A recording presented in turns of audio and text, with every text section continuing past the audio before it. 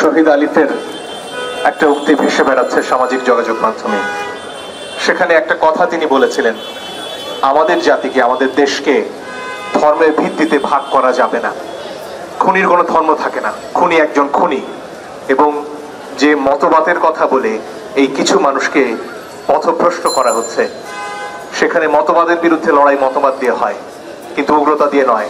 তাই ধর্মীয় এবং ধর্মের নামে সহিংসতা বাংলাদেশের মাটিতে কোনোভাবেই হতে দেয়া যায় না।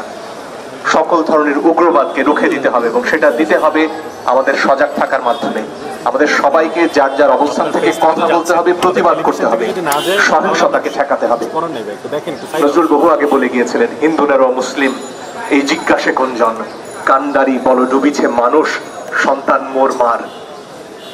এই দেশের এই মাটিতে জন্ম নেয়া আমরা হিন্দু, আমরা মুসলমান, আমরা খ্রিস্টান, আমরা বৌদ্ধ, আমরা সবাই মিলে বাংলাদেশের নাগরিক হিসেবে দেশটাকে গড়ার যখন উদ্যোগ নিয়েছি, তখন আমাদের মধ্যে নানান ভাগ তৈরি করার চেষ্টা চলছে। এই খেলা অনেক পুরনো, কিন্তু আমরা সবাই মিলে পারি এই খেলা রুখে দিতে।